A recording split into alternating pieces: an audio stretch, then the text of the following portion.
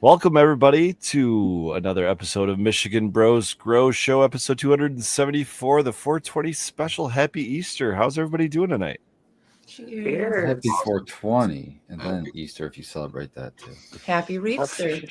Or just say Doubling it down, getting high with Jesus today. That's There right. we go. Cheers, everybody. Happy Sunday. Oh yeah. I was wondering, like, if only we could like feed our chickens enough cannabis plants to make the eggs like an edible, like naturally. You know what I mean? Like somehow we could make that work. Hemp, maybe, if you give them enough hemp. Well, here's the Enough. thing, Russ. They can't taste like spice, like capsaicin. You know what I mean? So if you feed them enough, what's the seed? I'm drawing a blank. Cumin? Paprika? No, it's like a Red pepper Paprika? flakes, like cayenne pepper. Yeah, I think it's cayenne seeds. If you feed them, it's like in a large amount of their diet, but like 80% or something like that. I know it's over a majority of their diet is those seeds. Then not only do the yolks turn like a somewhat red color, but they actually have a somewhat spicy flavor apparently. So I'm thinking, yeah, maybe if you did that with, I don't know if hemp seeds would do it, but you know what I mean? Like there's got to be a way. There's got to be a way. Cheers, Chuck. Welcome. What's up, man? What's up? What's up? You muted. Cheers. Hello, everybody. Hey. How you guys doing? it. Good. I mean, either way, chicken, or I guess eggs from the chickens in the backyard are better than the $7, $8, $10 fucking dozens at the Yeah. grocery store. But I would love to like kind of like try to translate some flavors like that. I think that'd be cool. Of course, without harming the chickens or anything. I don't, I want them to live a happy, healthy life. But this kind of stuff definitely interests me. Yeah, Becca says that they help with the parasites too if you do that. Oh, good. So that's cool. Nice. So how's everybody's day? With man, I was gonna ask what everyone's smoking on, but throughout the day today, I've had quite the arrangement of different flavors go through my lungs. I'm so tired right now because of that. Yeah. I ate some killer brisket earlier by my buddy Highway 420. He made it was great. It was awesome. Way Oh. better than you could get anywhere at any store or restaurant or whatever, but it was really good. He's probably watching too, I hope. Good job just with the brisket Kept today. hitting the bong or hitting the tabs and going outside, and I just spent most of my day outside in the backyard, sifting compost and filling up pots and planting seeds and We had to split up a lot of our beans. Got those into their own cups. yeah. Nice. Got all of the outdoor seeds started. I figured today was a rightful day to start some new genetics. So we got the outdoor ones picked out, put in the soil. 6 plants right now. That's Yeah, it's cool. about the time. It was a beautiful sunny day today. I think it was in the 60s, right? I know I saw high 50s. It was at some point, 81 but- down here. It reached 81 in Cincinnati. It was Jesus. nice and sunny. Oh my Atlanta! Yeah, it was really nice down here.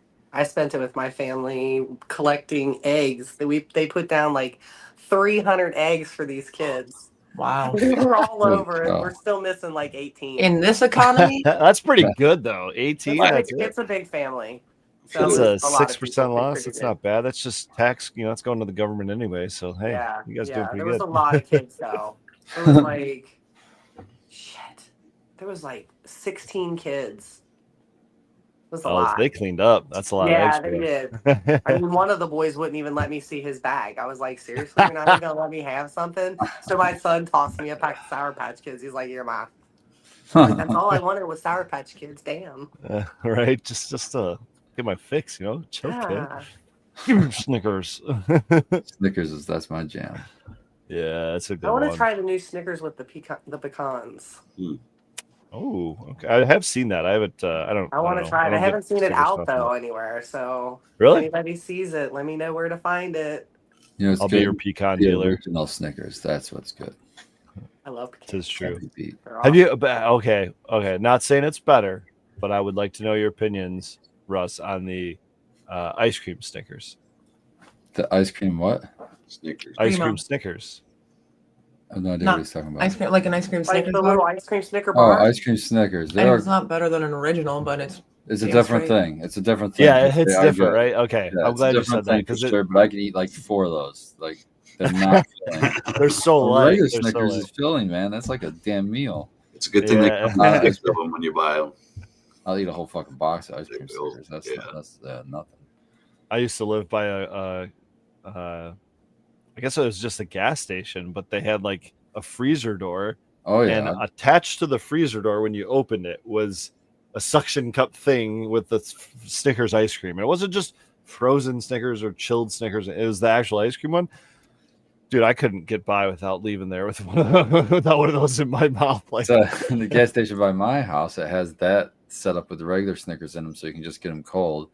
And then they have up by the counter the chest freezer with the ice cream for Snickers in it. So double they keep dip, it baby. coming and Let's going. go. They got the chocolate tacos in there sometimes. Oh man, yeah. Oh, yeah, I thought they discontinued those. Are they Oh. still making them? I think they got like I rebought and think they're- rebranded or I something. think they're like I would hope Twinkies, so. and they're good for fucking 50 Right. years. So if you stocked up, you can just They've keep got a them. supply in a warehouse somewhere up in Alaska, just chilling, waiting to be shipped. They never melt. Shout out to chat. Everybody's showing a bunch of love. I'm way too tired. I'm just been smoking too much today, so I'm not going to be typing a lot in chat. But I see you guys. Thank you so much. Cheers. G-Bay and J5. All you guys. Becca. Where's Tara, Becca? Where the heck is Red? Cheers, Becca. Cheers, Red. I'm sure they'll be on shortly. It sounds like they're just getting the baby down. But Tara, I'm curious to hear your perspective about the event yesterday. Unfortunately, I wasn't able to make it. Of course, we I had know. Chuck Bummer. and Jacob holding down the booth, and I know Red was there. But I saw some pics and video of you there. I'd love to hear your perspective about it because it was a new super location. fun.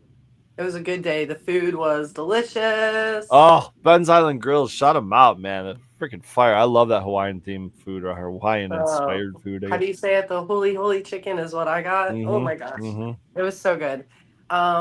Great vibe, good location. People were great, lots of vendors, lots of different stuff. I had a ton of fun.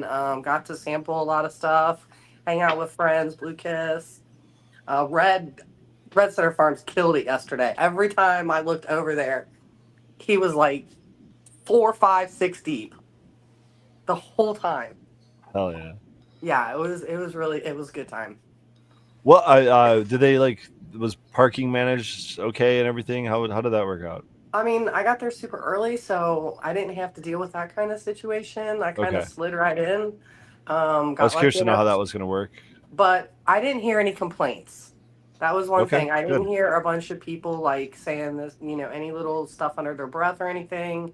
So I don't Doesn't know. seem like it'd be I think more or it was less than good. the other location. You know what I mean? So Was there a lot of seating still too? Like, Um, Oh yeah. yeah. Yeah, I mean, you could definitely, people were up and down and Lot more wide open. mingling, and they Nice. were doing their little light things, whatever those are called. I never know what they're called. They were doing that out in the middle, so they had room to do that by the DJ. Then there was 2 huge rooms, so that was the other thing. I mean, 2 huge rooms to put all of these vendors in, so it was a lot of room for everybody. I thought the location where you guys were was awesome too. That was, you walked right in and bam, there you guys were. mhm. So I had a good time, and I will definitely go back if they have it there. So Nice. yeah, it's definitely fun. Cool. Well, I appreciate you sharing that. Yeah.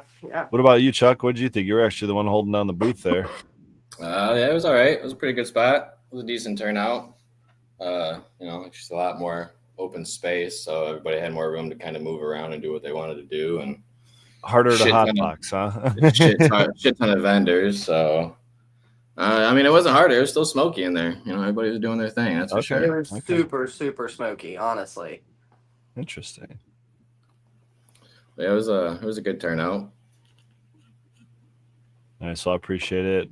Appreciate you holding down the booth. Appreciate you Oh, showing yeah. up, Tara. It's always good Oh, to heck yeah. hear That about was some of my these events first going on. third eye event, so in a while. So I was super Mm. excited to get to go.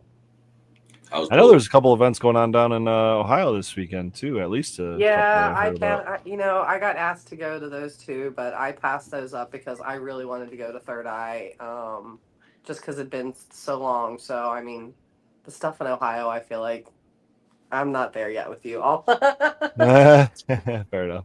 Yeah. Where were you I saying that, just- Tree? I was just saying I was jealous. I didn't get to go. I was hoping she'd swoop up and grab me, but I had to work and I was with the family for yesterday. But yeah, I was just saying I was jealous. But I wish I could have been there. I got some on the event topic. I got some good news from Daniel from Gems and Genetics. He reached out to me and he asked me to be a judge for them. And normally I turn that stuff down because I don't really like doing judging stuff. But for him, I said, all right, dude, normally I don't do these, but I'll help you out if it'll help you out. So I'll be one of the judges for his cup that he's holding. I think it's June. It's the whole event where he has the music and all the other stuff too. It's like I want to say the first weekend, or maybe like first full weekend in June. Maybe it's the second actually. Now that I think about Write it down. No, I didn't write it down. I know it's in Isn't June. it like the 9th, June 9th through 11th or something like that? I think that sounds. It's like the weekend of the 14th, maybe. Oh yeah. 14th. Damn, I was 15th, way off. or Okay. 21st, 28th. It's the Saturdays are 7, 14, 21, and 28. Yeah. Let's just pull it up. Why not? Get Oh this yeah, right. he's on Instagram, Gems and Genetics. But we'll probably be there with Trichome Forge, like we usually are, just as a vendor. June 13th through the 15th, supposedly. 13th through the 15th. Okay. The And music festival. Yep. Mhm. Yep. Red and Becker will be there. Well, they usually are. I imagine they'll probably be there. You gonna be there for Girlie? I actually haven't made any plans on this yet, but I usually am there. Usually try to show up. June 13th through 15th in Morley, Michigan. Looks like there you go. Then he should have. He's also posted about the cup. I think is the same time. Yeah, there's underneath that Gems and Genetics Cup Award under on the ceremony Friday the 13th. So the cup must be the 13th.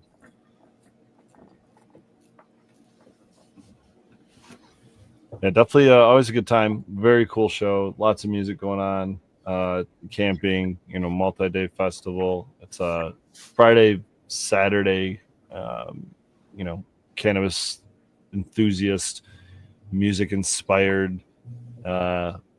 Caregiver centered. Yeah, outdoor themed festival. It's awesome. It's just beautiful is what it is. I love it. Yeah. And I didn't know that he rents out all those cabins too. And then they had RVs this year that were fully stocked that they rented out. Like that'd be well, we always usually do Airbnb. We camped one year, I think it was, and I was like, yeah, I get Airbnb. That's yeah, I've done it both ways. It's either depends on if you got the smoker going all night, I guess. Yeah, that too. But yeah, it's always a good time. It's fun. It's always a good time. Yeah. Shout out to G-Bay. Sounds like he might be able to make it out there. That would be awesome to meet you out there, G-Bay. I hope you make it out. I did hear that he was maybe coming there. That's what Lucas told me. Ride the bike down. Oh yeah, go across the new Gordie Howe Bridge. That'd be cool. I don't know if that's open yet or not. I think it's getting close. As I said, I drove by a couple times recently, and they had a couple cranes over top of it. So I don't think it's open yet, but I haven't, tried to cross myself personally. So I don't know. I almost forgot about this. I got one of these cream pies from 321 Genetics. Oh my goodness. They're so tasty. I mean, They're this so is good. like the perfect. I took one bite of it. It's like the perfect consistency of like oatmeal cookie to cream. It's not like overly like weed tasting, cannabis tasting, that kind of thing. I feel, in my opinion, it is so freaking yummy. If you guys can ever get a 321 Genetics oatmeal cream pie, whew. And they usually sell out. So make sure you get there quick. Yeah, I got really lucky. Bad boys are good. I grabbed 5 of them, so They're so I tasty. didn't even know about it until like the very end, and wow, I am so glad. And oh my gosh, and Red Sutter Farms and Becco made Rice Krispie bars. There's a fruity one and a cookies and cream one that's medicated. Yummy yum. I had one there, and I brought some home. Yeah. How many milligrams are those? And did they make them with RSO or they're with, 25 milligrams. Oh, not bad. Mm-hmm. With RSO. Nice. Mm-hmm. I Yummy. could snack on those all day without destroying my face. But those oatmeal cookies, man, you got one of those, I'm done. I mean, that's the thing. You could keep eating this like a lot and be Yeah. really messed up. Yeah, they're not like overly sweet. It's not too like it's not a lot No. of cream. You know what I mean? It's just it really is a pleasant experience. It all the way is. It through. really is. It's the perfect consistency of cookie to cream. I honestly like it even better than one that you get from the Little Debbie's because those I kind of Yeah. feel like a little too creamy. And Yeah, this that's is what I'm super saying. good. I Super. agree, and he just loves the fact that we're all eating his cream pies. So, hey, Red, how you doing? Here's Red. Hey, what's up, guys? Happy 420, happy Easter, brother. Happy Thanks for 420, joining I guys. us. was just shouting out your guys' edibles. Oh, hell yeah, dude. Shout out to Becca. Shout out to Mom. Oh, she's in chat right now. Sweet. She's in chat before I am. I Cheers, was burning one, chatting with Rightfully so. dude. Shout out to everybody from yesterday. I was shouting. I don't know if you guys spoke about the craft affair yet. I don't. We'd mean love to to hear speak your for a little version. bit. We I don't got mean to Tara's and just barge in Chuck's. yet. I don't want You to guys change. need to get a picture. It was Tropicana's dry sift dry sift too. That's phenomenal. The picture I have of it does not do it justice, and it's Pull the it up. prettiest thing that I've ever seen in my whole life. Yeah, I don't know if I took any pictures there or other. The It, picture I it, have went is it was gone within it was gone fast. Somebody bought like It's all gorgeous. of it. I didn't have that much. I only had half a dozen containers of it. I mean, it was only like they were 1.5 grams each, so whatever that equates to, Nice. 10 grams or something like that. It wasn't a whole lot, it was only like one plant, and most of it went to flour, and and there wasn't a whole lot of material to turn into dry sift. But I'll tell you what, man, quite a few of these plants we use that entire buffalo. It was not. I hate to use that phrase for our friends who don't like meat, but when you use up all of what you can, it's What a you good killed. feeling, You use up everything that you killed, Fred. Is that what you're talking Yeah. Slaughtering those plants. We call it harvesting here. call it Thank forced you. Is it ethical? It's very ethical Harvest in the harvest. dark. They don't even see Thank it you. coming. Dude, I'm coming in strong on a wrecking ball. You know how many cannabis plants were slaughtered for 420, guys? A lot. Do you know how many Millions. my Michigan Hall photos I've All right. seen? And then let's roll up a joint in effigy, okay? That's I it. like that Let's one. just I roll, like roll that. one and burn one together then. Anything gross. Honor all of them. I've been doing it all day. Might as well keep it going. Admittingly, that is why I was late. I was getting in my pre-sesh since we don't smoke in the house. I had to go smoke in my smoking room, which now that it's nice out is my greenhouse. So that's a really nice place to smoke. Not tonight because it's dark and I didn't want to turn on. It's cold. It got cold. It got a little chilly. Tonight. So happy Easter, everybody. We had a family day. We went and did some family stuff. Took the baby to my side of the family. She got to meet all my aunts and uncles and everybody. Very fun. Very, very fun. Shout out to everybody that did come through for 419, otherwise known as Bicycle Day. I'm sure Bicycle Day festivities ran on plenty. Just, I guess, really quick before we keep going, I don't know, maybe a different topic change or something later in the show, but I don't know if you guys tuned in last week to the show. This is that seed sprouter that was gifted to me by Big Jar, and so shout out to Big Jar Grows. I put I put a single indigo rose seed in each one of these planters, so 9 seeds. And what we have here today, 7 days later, we have 9 plants. So, you know, it's 100% germination rate on 9 seeds. You know, I mean, it's a small victory, but a victory nonetheless. Shout out to Fagroli right there, holding up some of those. Get a little shot. Granddaddy Purple female, Blue Steel male, and shout out to Big Jar for hooking it up. These cells come out individually, and notice there are 3 much shorter plants on here. This little guy's shorter, this little guy's shorter, and then where are we? This little guy appears a little bit shorter. Everything sprouted about 2 days ago, and then those 3 sprouted last night, this morning. So since this morning they came up, and this thing, I took this sucker outside, put it in the greenhouse today, so they got indirect light ish.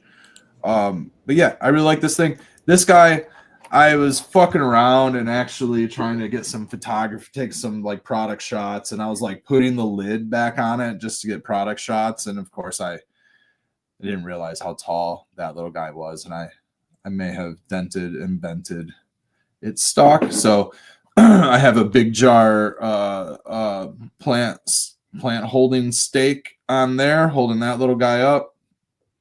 I would say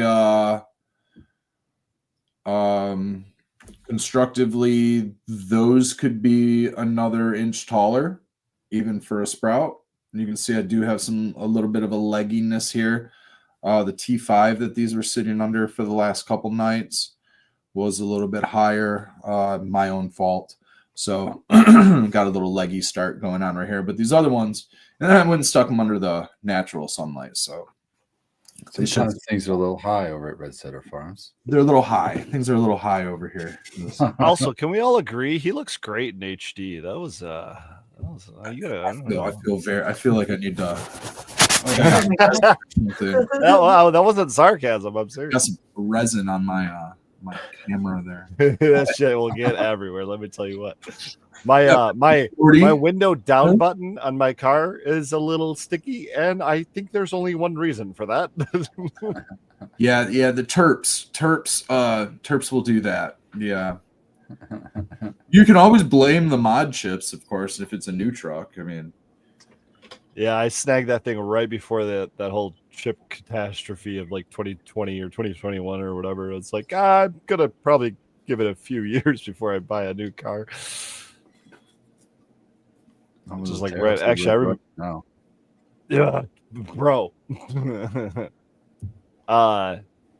I don't even know how to explain this. Let me just say I acquired some technology that is it's now double in price. Like it is.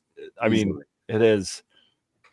It will be a gatekeeper of industries, and unfortunately, it's only going to affect small businesses.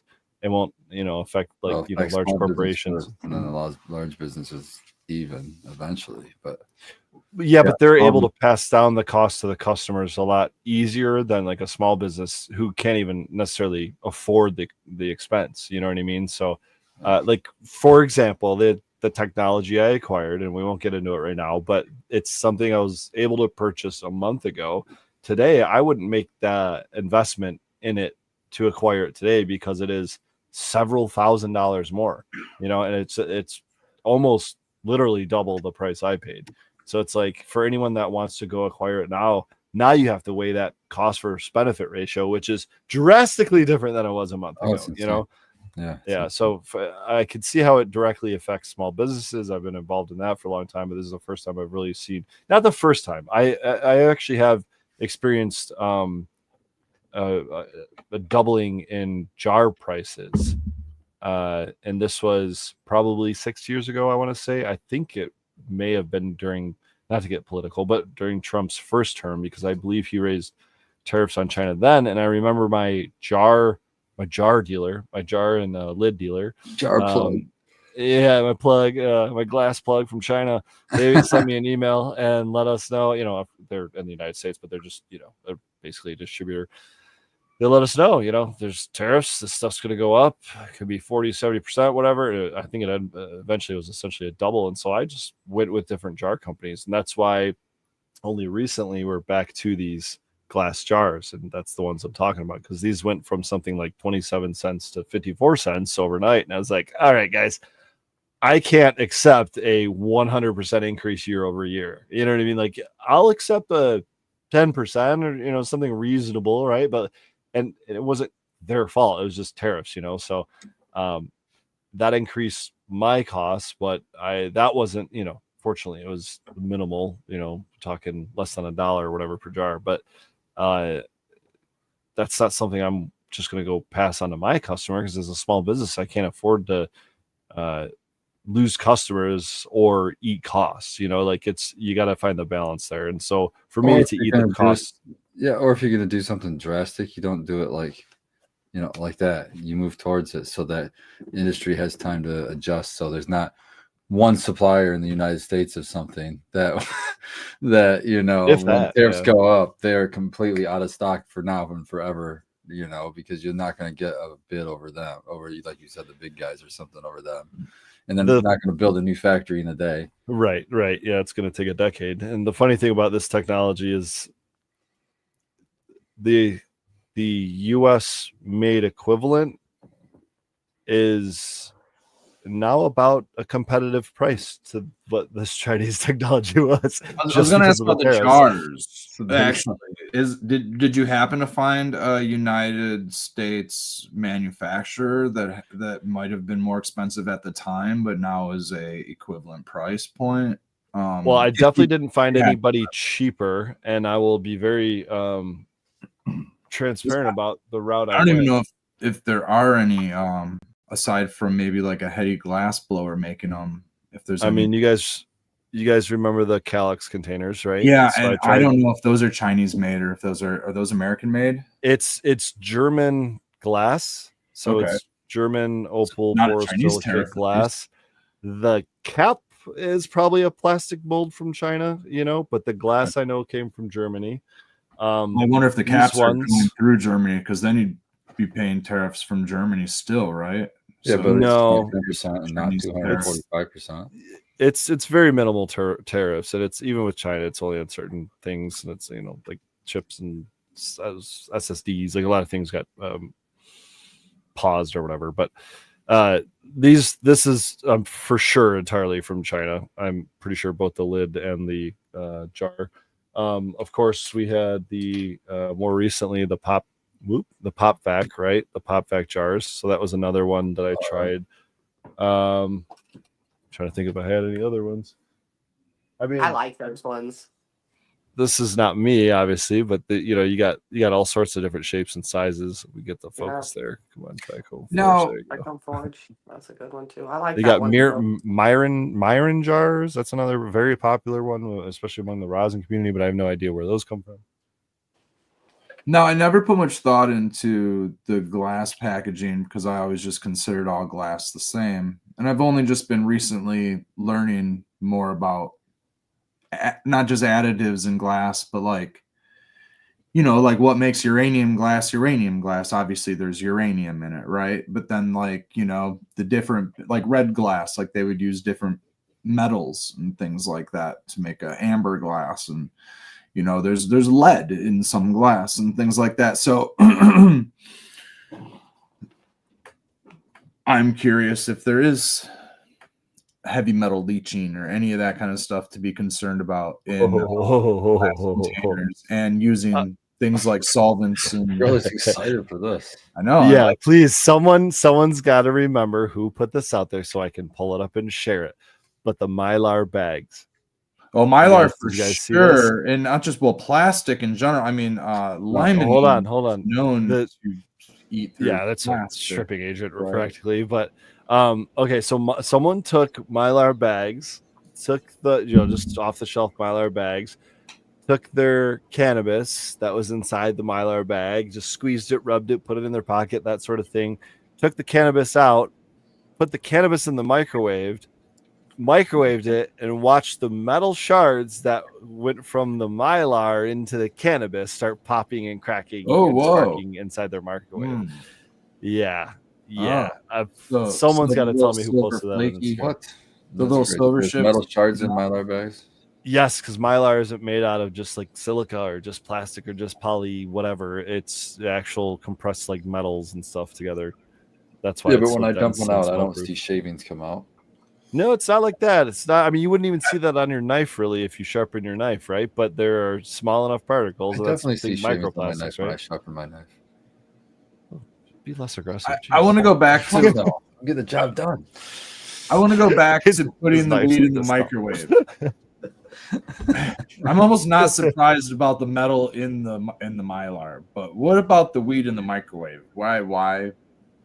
Well, they did that to show that metal sparks, right? Oh, they And just so it's wanted to- transferring from the It was- mylar to the cannabis, so that you're actually smoking what you're sparking. All right. It wasn't to like. That's crazy. No, they weren't trying to cleanse it or microwave it to like all the commercial, a lot of commercial grow ups do. To They were you know, drying kill it the mold. red. It was wet, man. It's like wet weed. You know, there's just like thinking they like it was just I don't novice shit, right? Not I don't know. Yeah. No, I mean, Maybe yeah, some we've new all been grower there. figured it out. Okay, yeah. I have not So heard that. That's interesting. But I don't. give my quality's cannabis gonna come. Mylar Quality's bags, gonna so- come in many different ways. I think I saw somebody in chat mention Grove bags. Dirty's mentioning Grove bags. I know I saw them on like First Smoke of the Day, at least being mentioned. They have. I like Grove bags. I don't use them, so I don't know much about them. At least Oh. I haven't. It's a price point thing, really, at the moment. But the I got it for free. I guess that's the why I food got it. grade. Food grade's good. Food grade container is always a good option, right? Yep. Even buckets, 5-gallon buckets, food grade buckets. Yeah. That's my big conversion is going to food grade buckets, even getting out of the Get them old. at Tractor Supply, Blaine's. Yeah, dude. That's actually pretty sweet. Is that Tractor Supply's like red buckets or food grade buckets? We got one of those. We're using it today for compost. It's I never really compost put thought into it, 10 years ago when I was, getting running. What you got there, Nut Tree? Food grade food grade container from Farm and Home. And that's the thing.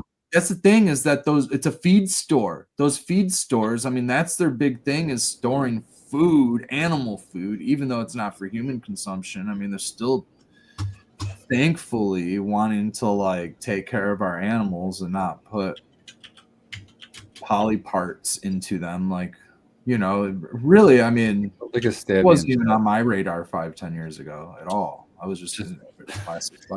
I wanted to eliminate my use of plastic forever ago, just because of the petroleum, whatever. It's plastic. I'm gonna try not to use single use plastic. Try to get a piece of plastic. If I have something plastic, I want it to last.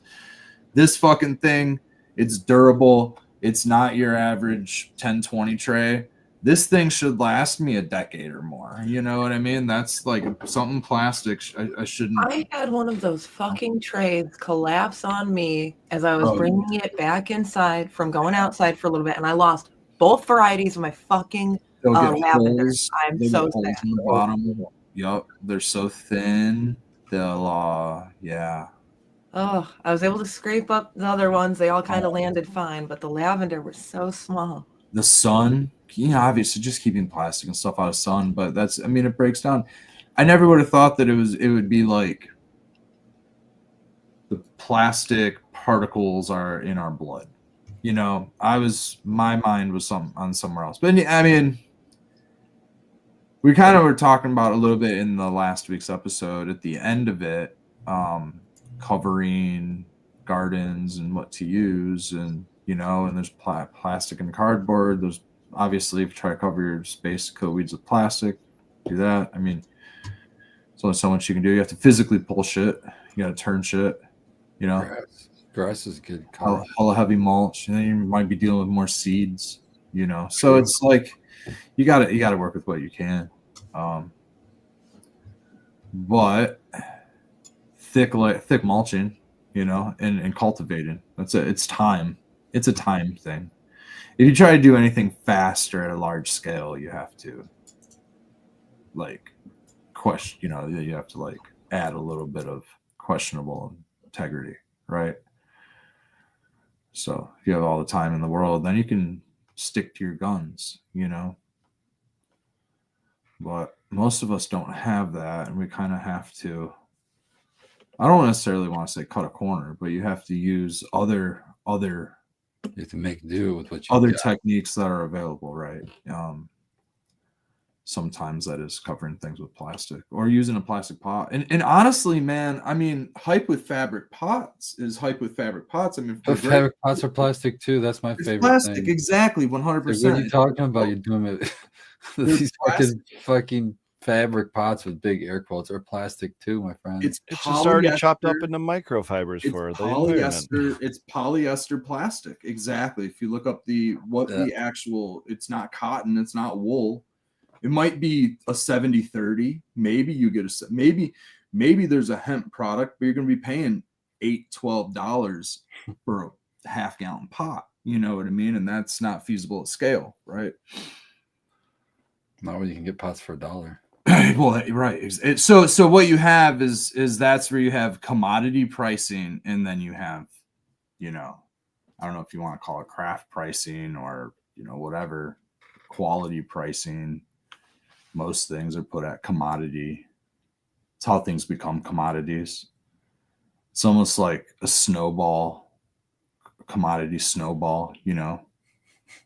Precursors are cheaply made, and it goes all the way down to the main thing that gets to the consumer. But we try to avoid that in cannabis, right? So, Hey, you know what? Smart pots are made out of recycled bottles. So, we're just trying to do something for the environment by putting plastic back into the environment. Cool. I mean, Well, it's gonna end up there anyways. yeah, At least we're recycling's cool. reusing. Yeah. It's like recycling's cool depending on like how much energy it takes to recycle it, I suppose. That's a good point too, right? Well, right. Dude, like there's how this much guy energy- on Instagram who's asking for people to mail him their trash because he's able to take the plastic and like melt it down into gasoline, I think. That's interesting stuff too, because then you could use that fuel to keep fueling melting plastic. So that almost becomes a perpetual machine. Besides, you need somebody feeding it and working it. But I've seen farmers convert their like some trucks and stuff to corn oil. dude, yeah. Or Totally. wood burning. Have you seen the wood burning like trucks? A wood burning car? No, Yeah. that sounds yeah. awesome. Oh my Oh, god, they're- it's a they're death I want movie to on see some wheels. pirates cruising down the highway. Am I Dude, just it's throwing Straight out charcoal? of to Mad the back of Max, the bro. truck? What the It's fuck? pretty old tech, man. You can see they've done The it back in steam like- engine, dude. It's what are we talking about here? It's not This a is steam amazing. engine, it's Oh, there's somebody in chat knows who I'm talking about. I think his name is Nature Jab. He calls it plastic lean. plastic lean. Plastic lean. Oh, turning Plastiline. plastic into Plastiline. Oh, plastoline. Are you talking about somebody who's I like got too that much first spelling plastic in their better. brain, and they're just like, I'm at plastic. The first spelling is way better. Plastic. Way lean. more of a drug, even though, yeah. Just so much. When you've been smoking out of the same Mountain Dew can or bottle for like 14 years, you get that plastic lean.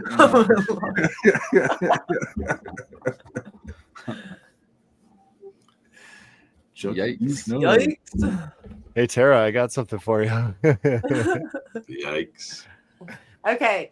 I did another dab of that over the weekend. Okay. So How'd it I go? didn't get all weird on it. So I think I must have been Okay. like really, really high when I did that.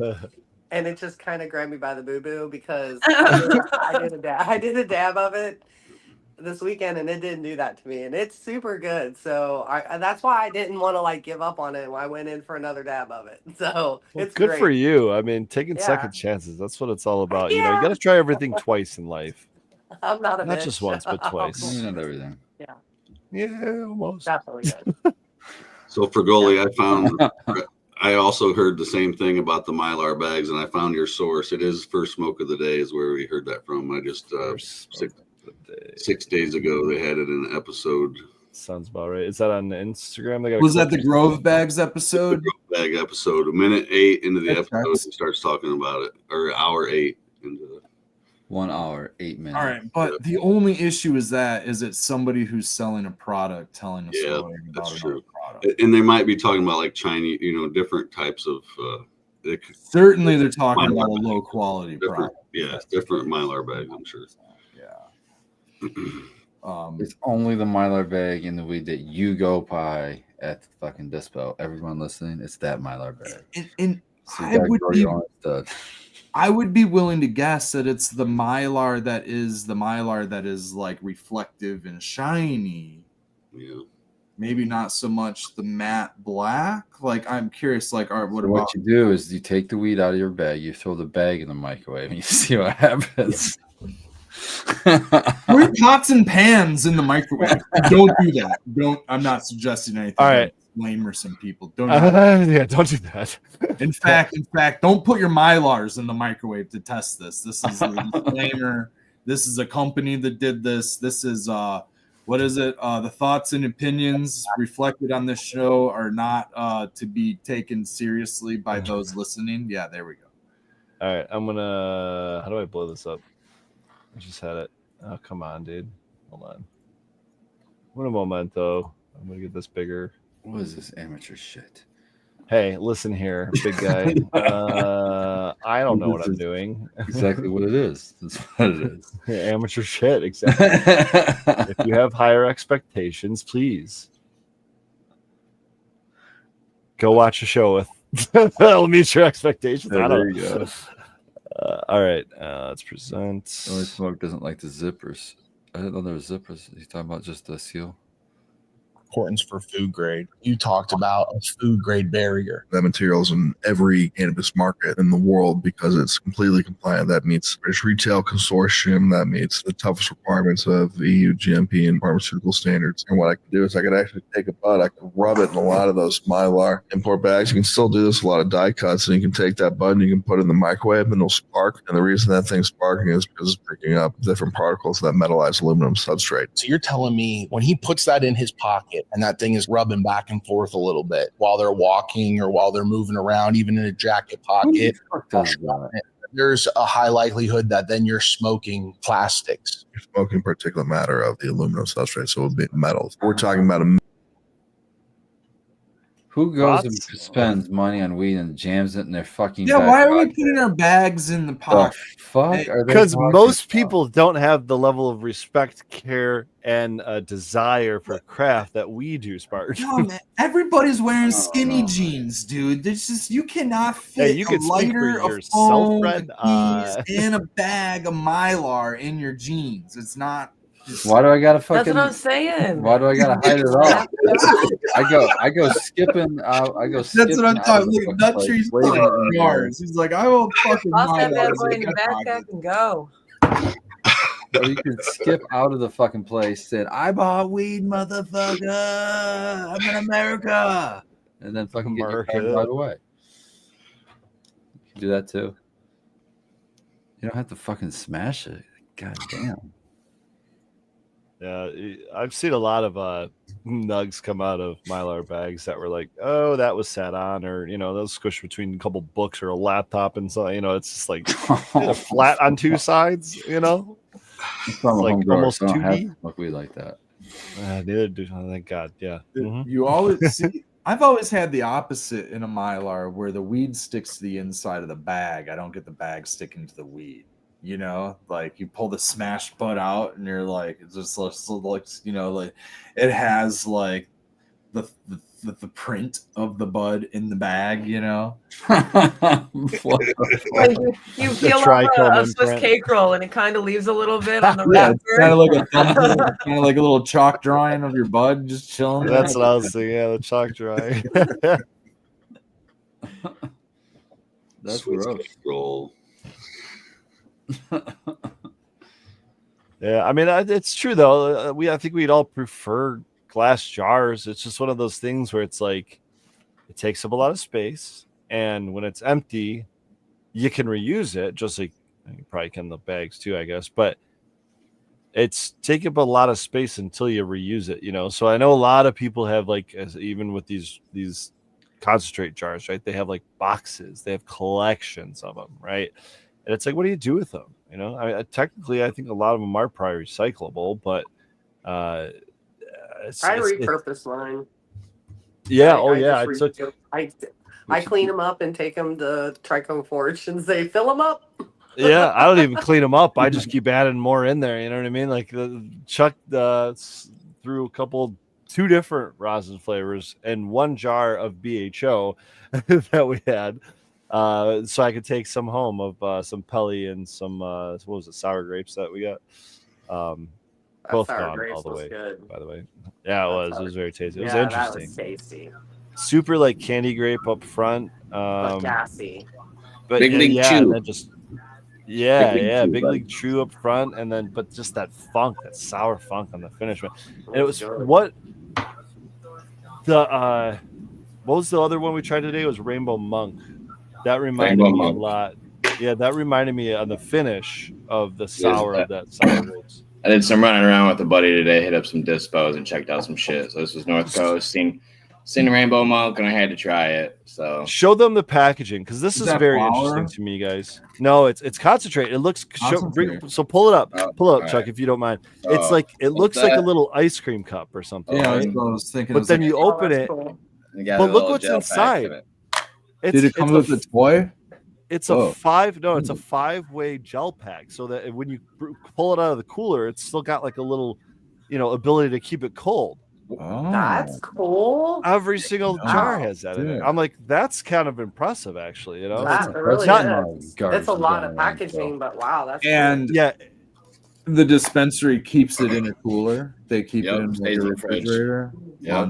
Yeah, I wouldn't Yep. even sell it to a dispo that didn't have a cooler if that was the case. Yeah. well, they're gonna probably ask you to provide one there, Red. You better have a branded red fucking cooler for them. Like, how much cost did that add to it just for packaging? So that's the Uh, thing here, right? There's a balance between having unique, desirable, professional, high quality level packaging, That you can add unlike to we a see with a landfill. lot of different things, especially if I'm just giving you a jar right on its own with the label on top and not even one on the bottom. Like, geez, cheap out more for girly. But there's a balance between that and then being like wasteful, right? Because if you're, I mean, that looks cool enough to reuse, but the package, the box, the ice cream cup it comes in, that thing's gonna fall apart the second it gets wet or something, right? Now the cold pack, obviously that's reusable. You could use that with any 1 gram jar or 3 gram jar or something like that. But there's like this balance of just having so much waste for a gram, especially when it's like a $15 dispensary gram of concentrate. Like, why are we investing $3, $4, $5 in the packaging, on that level of a product? But at the same time, there's value in that. And part of the value is the fact that it sells the product a lot of the time without even knowing what the product is. You're just selling the packaging essentially. The other part of it is there actually is some use there. Well, like with this gel pack, like that thing's, I don't know what it cost them, but that's pretty damn cool. I think the packaging should have, even when it's done and it goes in the garbage, that should be a job that it finishes. So like specifically like the business cards that have seeds in them, or like you can toss that out and it will produce or try to produce something, it's going to give it one last fighting chance.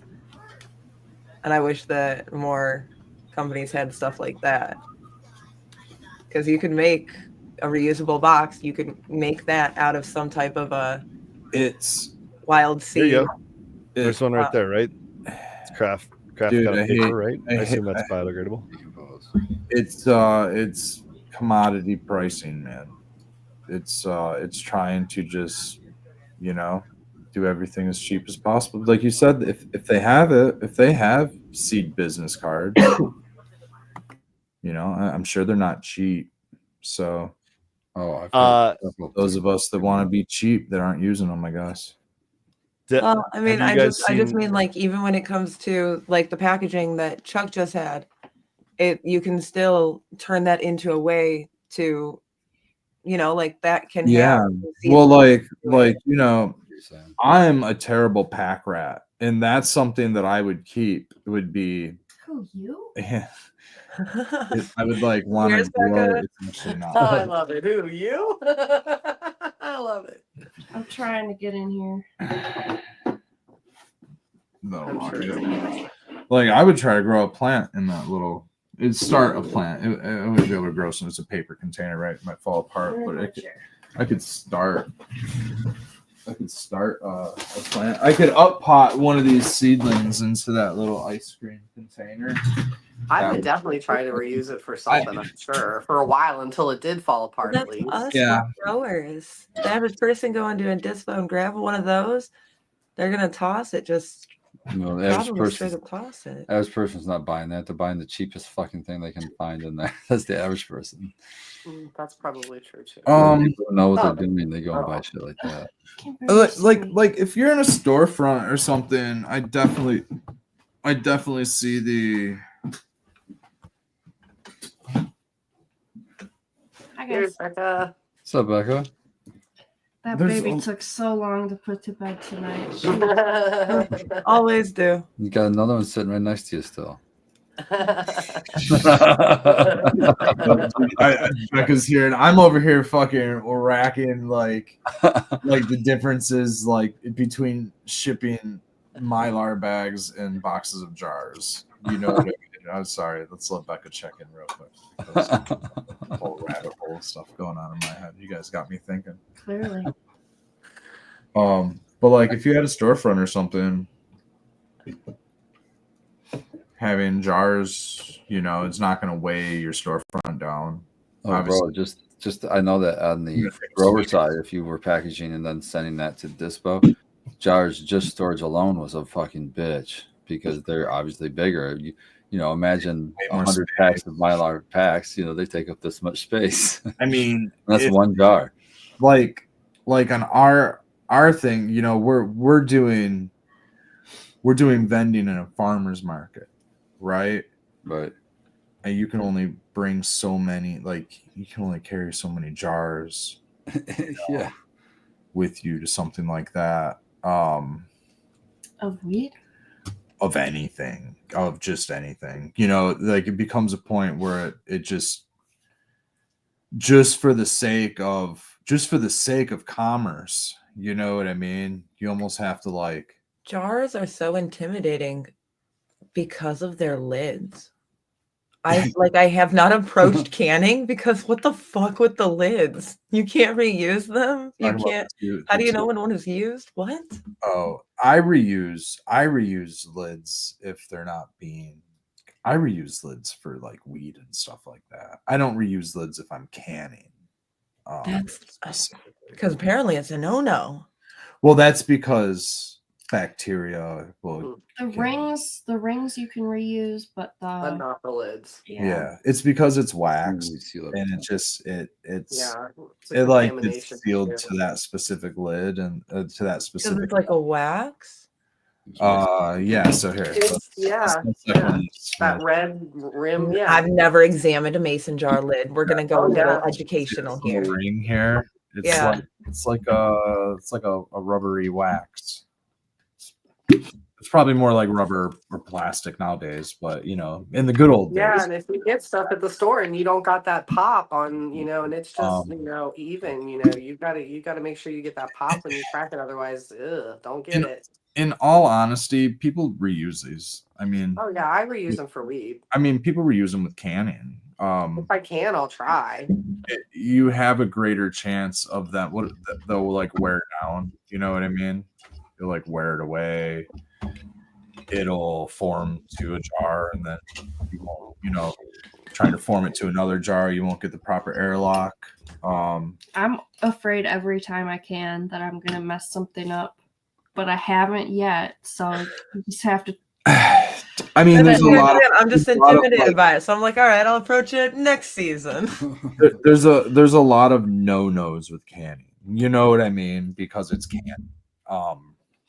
It's a food safety Don't they call it something when you risk thing. Are Are you talking about the bacteria botulism? No, I wasn't talking about that. Isn't there, it's a term when you can things that you're not supposed to. But botulism is the same thing they use for Botox. Yeah, and we already discussed that. That's a no. Yeah, no botulism in the that's where we were talking about botulism. Is we were actually talking about Botox. Usually you would think that it would start with botulism being a growing show and work towards Botox, but no, we started with Botox. No, they use Botox for Bell's palsy. So if you have problems with Bell's palsy, they use Botox. I for think it Bell's started with Bell's palsy, That's actually. just- So that makes yeah, even more wow. sense. We talk about weed, we talk about medical elements, then we talk about Bell's palsy, then it turns into Botox, then Botox turns into okay. It's also for migraines. So It's all connected. Get those only two. get Botox if you're suffering from Bell's You're palsy. talking about Botox or Botox. Botox? And to stop your sweating issues on your pits. Really? Water. Yeah. Don't drink all my water. Wait, they tell you not to use aluminum in your deodorant, but shooting up some Botox is fine. Well, it's The most what did poisonous we substance figure out on last time. It's like I looked it up. It's not a Eat your sweat toxic. glands. It's not a chemical. It like stops the. It's you're injecting E6000 into your armpit. E-cigs? I am not no E-cig. Vitamin E. Vitamin E. Is that why the e-cig is the e-cig? All the way. You know that E6000 glue? It's like you're putting botulism in your armpits and you're just sealing up those pores for good. Yeah, we looked it up one time. It's the LD50 chart, and on the LD50 chart, it's the most toxic substance to humans there is. What is Yeah. Yeah, yeah. No, Botox. It's like Botoxin, but I would argue whatever. that Botox, not even I would botulism? argue that fentanyl in a lower dose. No, it's the actual. Yeah, it's the substance they use. Neurotoxin temporarily paralyzes or relaxes muscles by blocking nerve signals. It's a nerve blocker. Botulinum. Yeah, botulinum. There you go. Do they only use it for your face then? Or do they use it in other parts of your body if it's a nerve blocker? That's why they use it in your armpits, because it like On your kills forehead. your sweat glands or something down there. But this sounds That terrible. sounds not natural. Yeah. Oh, that's I think botulism. Most medicine isn't natural, Emily. Turns out a lot of this Botulism is. stuff we found out by accident. And we're just like, yeah, fuck it, let's see what happens. You tell me that that naturally honey sweat is is not for natural, over sir. sweaters. Let's take a little Ebola to lose some weight too. Let's try that. Fuck that. All I right, don't so want this any is diseases. hey, Ebola is the greatest weight loss diet there is. So Proven it would guaranteed by every participant. Guaranteed to lose weight. So lethal doses of 55 substances. So how much of these 55 substances does it take to be lethal? In toxicology, the median lethal dose, or LD50, which is an abbreviation for lethal dose, 50%, is a measure of the lethal dose of pathogen, toxin, or radiation. The value of the median lethal dose of a substance is a dose required to kill half of the tested population. So these are doses that would kill half of just a whatever not me. population. For Yeah, most obviously people, not it's you. not me. Probably the rest of us, but definitely not Spartan. Kind of genetic blood. Yeah.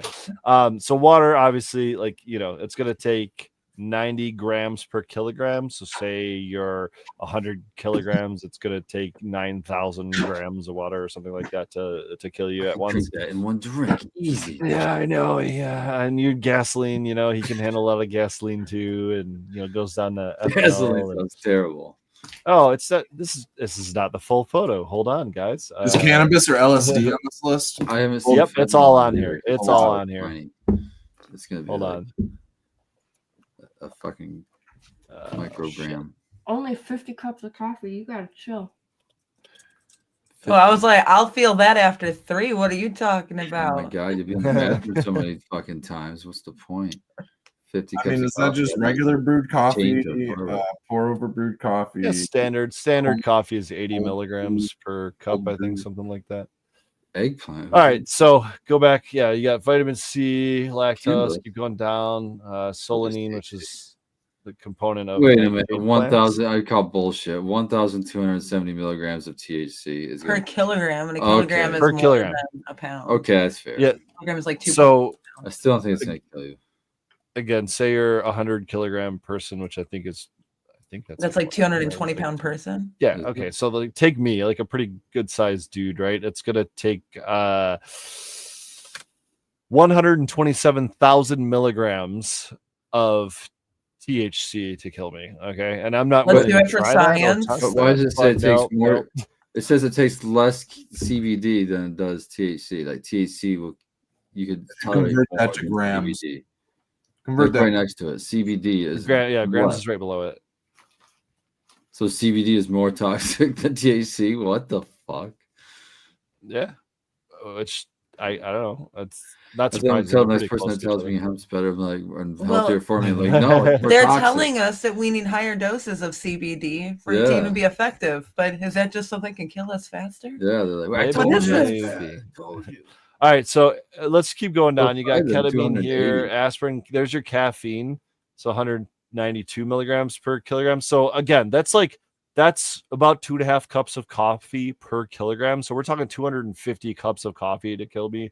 You know, it's kind of a lot. There's Uranium. capsaicin, that's pretty cool. Methamphetamine, that's fun stuff. You know, heroin. There's Cocaine's only LSD. 96. Jesus. Yeah, what's You LSD? get fluoride, then your LSD toothpaste. LSD's at 15 16.5 milligrams per kilogram. That's a lot of LSD. Ricin, Oh, there's your fat. sarin. 16 milligrams Yeah, alone. 300 UGs per kilogram. Oh, not that Look at much this. at all. Yeah, Toxin look at from fentanyl. fish Talk about- and frogs and spiders and jellyfish Oh down here. my. It's some of the most toxic down here. And Oh, we're not yeah. talking milligrams now, guys. We're talking, what is that, micrograms or whatever? A Yeah, nanogram. nanograms of that. Is it fish. nanograms? And oh yeah, so it goes micrograms and nanograms. Is that what it is? But here's the kicker, guys. Let's just go ahead and go all the way down to this last one here. Botulinum. 1 nanogram per kilogram is Botox. enough to Yeah. kill you. Oh, tetanus is pretty significant. Yeah, that's like Oh, yeah. dangerous. Sugar's down there. Sugar. So yeah, fun stuff. Scary stuff and interesting stuff. Yeah, I mean, double those. We're more like at an Yeah. LD 99. You know, it's got to kill 99% of the population before we get to Spartan, but the rest of us we're covered by that list. At least double it. At least double. That's a little handy dandy chart there. Anybody got 254,000 milligrams of THC? We can feed Russ. Nah.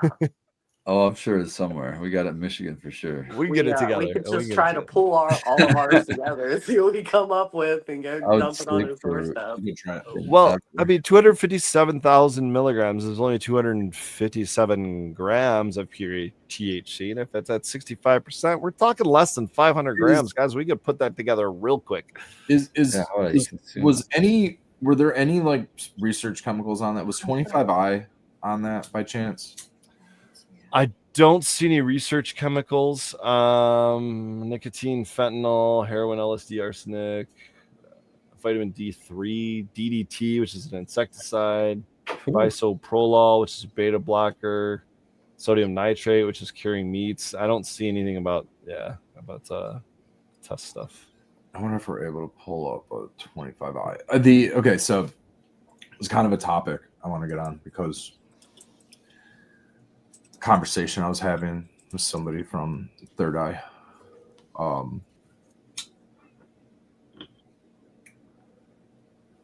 So there were people giving dabs, and I don't want to say whether or not it was a vendor or whether or not it was an attendee.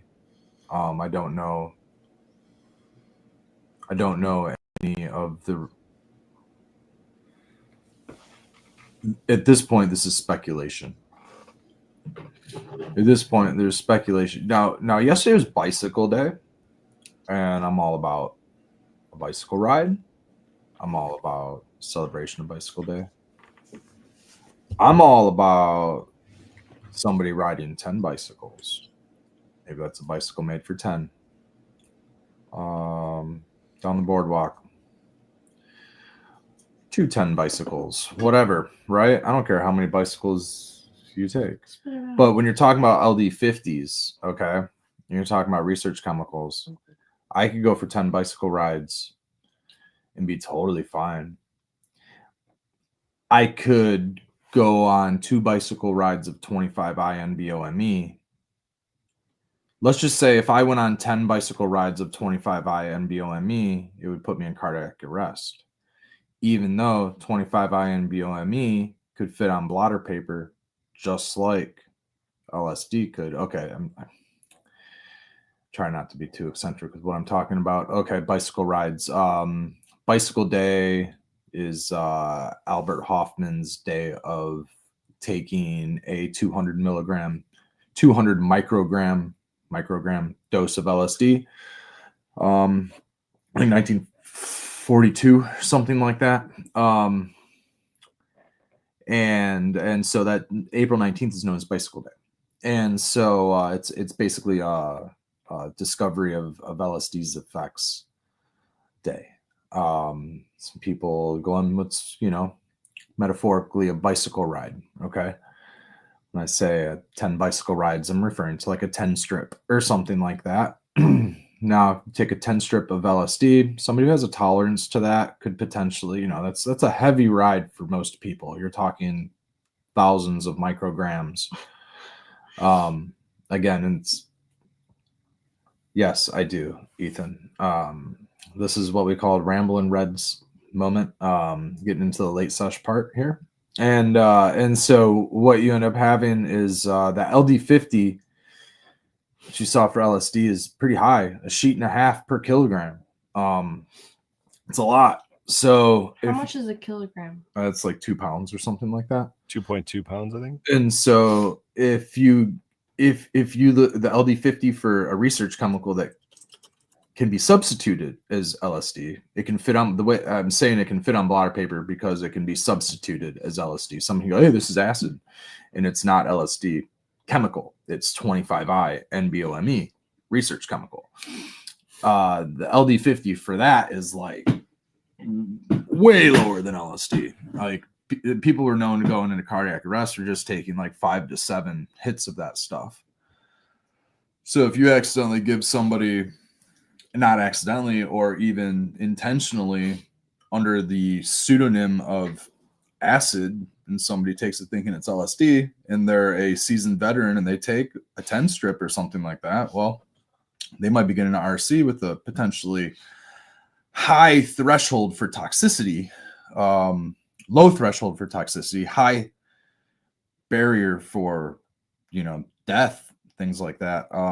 You're running into danger territories. The reason that I'm getting into this topic is because speculation, people giving dabs away, and then people taking said dabs a little while later feeling the effects of a psychedelic substance. Basically, those who stuck their lips to a dab rig got dosed. Some of you are like, dose people, yeah, cool. I don't like it. Okay. It's not a fun thing. At my age of 40, when I was 20, 21, 25, I don't know. Like, I got dosed. Not cool. I had shit to do. Still not okay. Yeah. I had shit to do. I had responsibilities and shit to do. That would have happened to me. How sensitive and you got to I am. drive home. Wow. You got to drive 4 hours in your afternoons. Some people aren't there. Some people are on SSRIs. Some people are on SSRIs and can have serotonin syndrome, and that can be deadly. Mm-hmm. Mm-hmm. I don't take dosing lightly. So this is why I'm rambling on this topic, because this is a serious topic for me.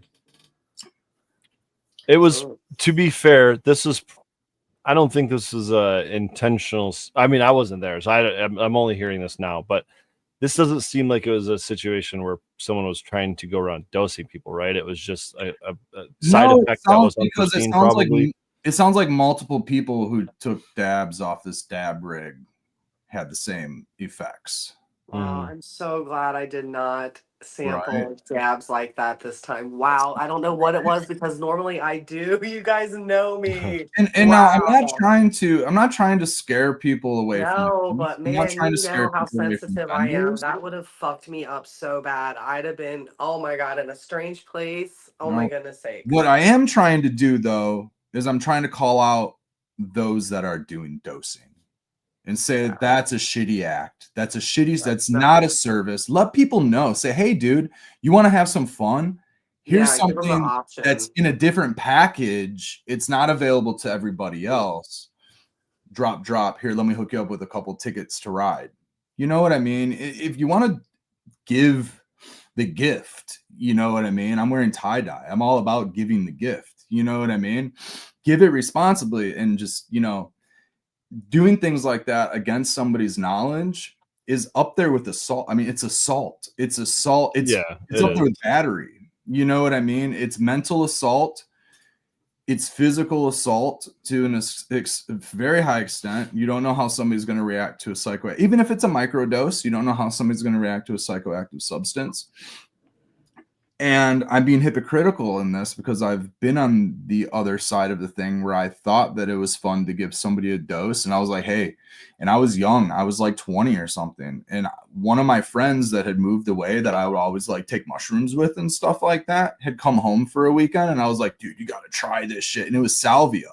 And he thought I was giving him a hit of weed, but I told him it wasn't weed. And I didn't really tell him. I told him it was salvia, but he didn't really know what the fuck it was.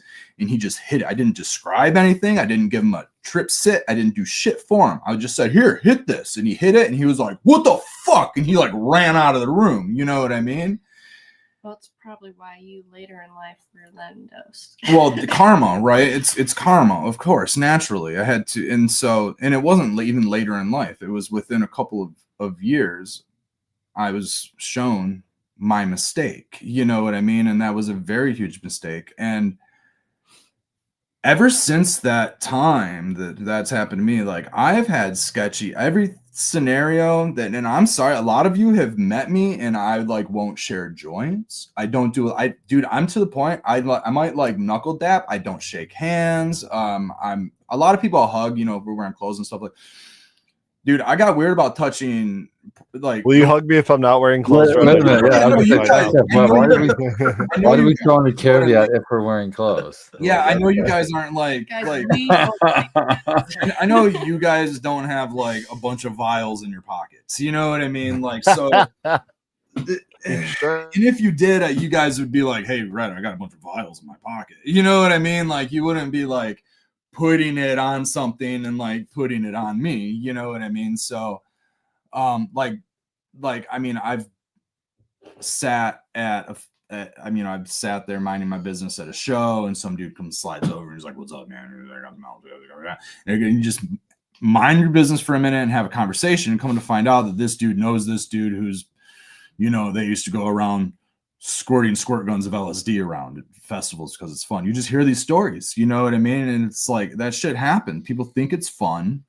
In the party scenario, people think it's fun, but some people are out to like have a good time, but also be responsible or have a responsibility to uphold. And so you didn't tell me about this though. More than one person said something. Well, I just found out a lot of this stuff just before I jumped on the show. So I mean, I was just having a conversation with somebody, and it sparked interest. I just don't like to hear that because I like to sample dabs, and I am so glad, especially that Blue Kiss and I did not do that. Oh my goodness. Blue Kiss would have been fine. I knew he would have been, but I wouldn't have been. Yeah. And I was like, all right, it's bicycle day, so it checks out, right? It kind of checks out. But also, the person that I talked to said that the peak of the duration was only like an hour or something, and it was really mild. That kind of checks out also. But that is still a pretty small duration. And it almost sounds more like a research chemical or something like that, which is even worse, right? Even worse if it is. And again, all speculation. Nothing to fear, you know what I mean? Know who your friends are, know who you're taking dabs from and stuff like that. But a lot of times, man, when I'm around people and I don't do, I'm very off-putting sometimes. And just like I am kind of off-putting around people if I don't touch. I don't, you know, I'd like to be, I don't take a drink, you know what I mean? I don't know what's in your slap the bag. I'm not slapping the bag on the lot, dude. No way. I don't know how many doses are in that bag, dude. No. What was the last one? The last one we were watching a dude walk his 5-gallon bucket around, stirring a 5-gallon bucket of Kool-Aid, and I'd watching the dude pouring, dumping his. Well, I'm just gonna say 5-gallon thank bucket you of Straight for from the Kool-Aid. Crowley for giving me a clean Takes dab. off with it, You're the first guy I ever walked up to. I was like, "You want a free dab?" And I was like, "Fuck yeah, I do." I didn't give two shits. So shout out It- for Crowley. You give free dabs that are clean. Well, they sit there. Well, Well, that's what I mean. It's They'll wipe speculation. their mouthpiece with. yeah, alcohol. we got isopropyl alcohol wipes, so we're wiping them in between every dab. We're Q-tipping it out every dab. We're only using our stuff. We wouldn't let anybody put their stuff See, on the that's dab rig. the kicker. That's the kicker, Yeah. right? It's The It's carrier. like, cool, bro. I appreciate that you have rosin and that you want me to try it. Just leave me a jar or something. I'm not dirtying up my banger for you and ruining everyone else's experience. It's not happening. Yeah. Well, On top of the chance, like we're talking now, like fuck, like that's So- you know. So what I'm thinking is it's in the alcohol. Psst, psst. Clean off the mouthpiece, wipe it off, and it's You think whoever did this? What if it's no, just- man. I'm paranoid. I mean, I'm that really paranoid would having because the dose. alcohol So itself. I go is above and responsible beyond what to- normal people do, Yeah, right? you get alcohol wipe, but you open up a package using. Well, alcohol okay, wipe. so you can take care of yourself, and that's what you have to do. And so, Well, bring what your I'm own saying is alcohol you might not wipes be able and to wipe actually down wipe your- it off. Like it's alcohol soluble. It's residual. Like it's very Do you have any of the alcohol wipes in the drawer?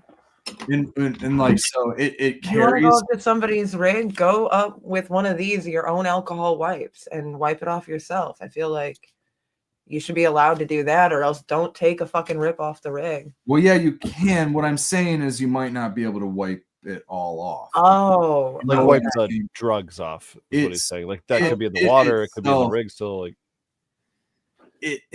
I mean, just the way it's. I mean, it gets. I just think it's that's such a everywhere. shitty thing that somebody could do. Like, It's because once it's in solution, and if they're like spritzing or misting, it's all over the whole fucking thing. dude, you know what I mean? smoked weed out of a bowl that opium had been smoked out of the day before. Guaranteed, I got some opium on that one. Like it's yeah, Wow. that shit. Well, it's not. Mhm. You can't just smoke it all away. That's why we call it resin hitting. You know what I mean? Like there's Yeah. That's why people save roaches and well fucking smoke that. Subcool would take the reclaim and just throw it back. Like it works. It's still there. You know. No, it's all speculation. I'm not saying it was actually dosed at all. It very well could have been the cannabis, but we're talking. sometimes dabs like really can hit on a different level. Oh. Maybe it. Trust me, I feel like I dosed myself. I'm like, did I fucking dose myself? Just like, did I like turn a fader and a like Osley Stanley's like dip this shit in his vat or something? Like you hear about that, like old electronics technician fixing a keyboard and accidentally, what's this little fucking bit of shit right here? Ow, fuck. Next thing you know, he's tripping balls because it was fucking Osley Stanley. Or you like put it there for later. You didn't Forgot about that shit. Didn't Yeah. realize. I could see you doing that. Ooh, I was saving that one. Barry used to take electronics and dip him in his drums of alcohol, of course, and let them dry off. But then you get, after the alcohol evaporates, you have the residual crystal just lingers, and Trust me, I know about that. it just doesn't. It doesn't take. It takes a non-visible amount to have an effect, So it's wild how small of a substance that LSD reacts, but like those research chemicals, it takes a lot more. But not 25I. It takes a very, very small amount of that one. That's a weird one. I mean, I got dosed with something. I took 2 hits of something, and it was, not what I prepared for.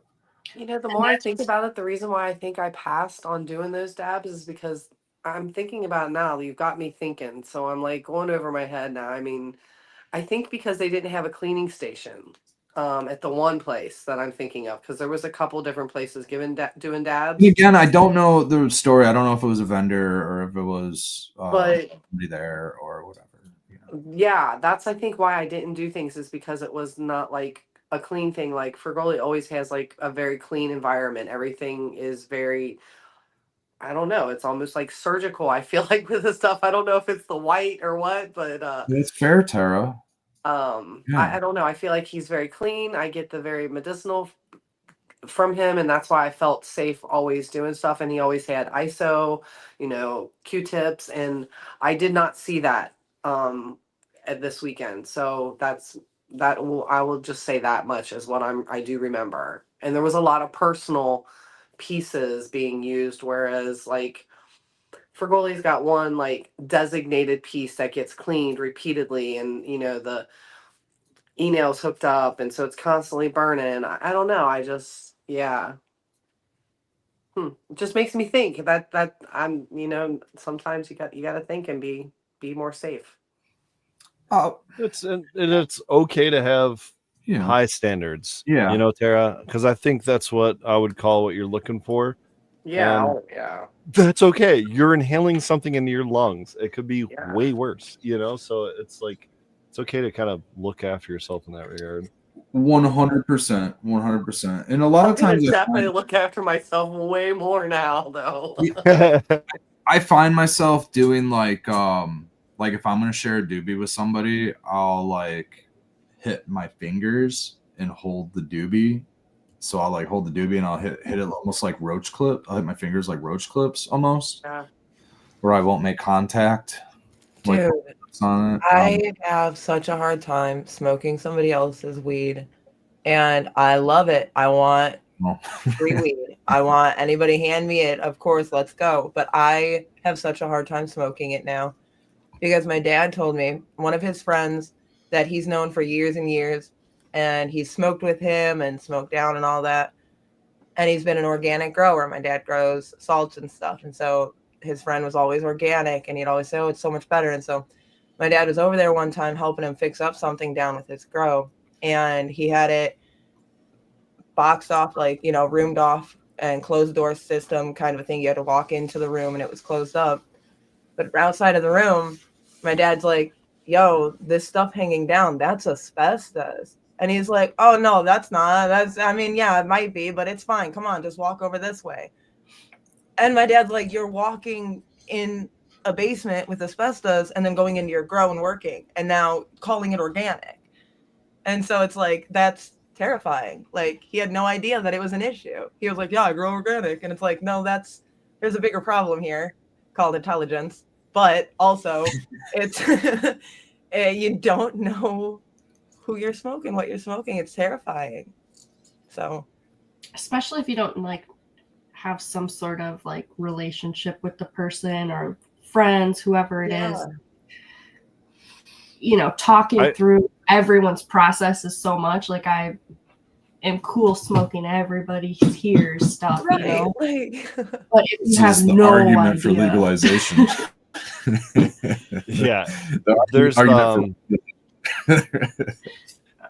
there was a couple a couple friends. I'll just label them as friends. I don't know them that well, but I'm going to call them friends because I see them together a lot. And they would always come through to different events throughout the years. And I would especially see them at Hash Bash Cup, but the Clio Cups and just a lot of events throughout the years. I didn't see them this year at the Hash Bash Cup, which kind of made me sad because these two girls would come by just about every booth, ask all sorts of questions about your flower and your process, and you get people ask a certain number or level of question, and you're like, oh, you grow, like you know enough about this that you're either just like involved, you're watching podcasts, like you're growing, you're involved in the industry one way or another. Turns out I think they were bud tenders, or at least at one point they were, but they would come up to every booth, mine included, ask all these questions, ask to see the best flower, different flower you got. And then when you'd pull it out, they'd whip out a fucking microscope on the table and they'd start looking through your bud, looking for any bugs, looking for any mold, and they knew what they were looking for. And that was their game, because that was their way of deciding whether or not they were going to smoke that, whether they were going to buy that. And I'm like, it's a lot to go through just to get there, but that's pretty fucking impressive taking that level of, care for your own lungs. But it's my also God, nerve-wracking as a fucking vendor, being like, oh God, I hope I didn't fuck up. Like they're gonna Yeah, call dude. me out if I fuck Actually- up. If you work at a dispo, I could see why you would want to do that, because you see some stuff that gets into bags or whatever, and you're like, okay, yeah, I want to see this under a microscope before I smoke it. Big time. Yeah, kudos to them. That's fucking awesome to hear. Do your due There diligence. was a guy there what you're fucking yesterday that consuming. wasn't sorry.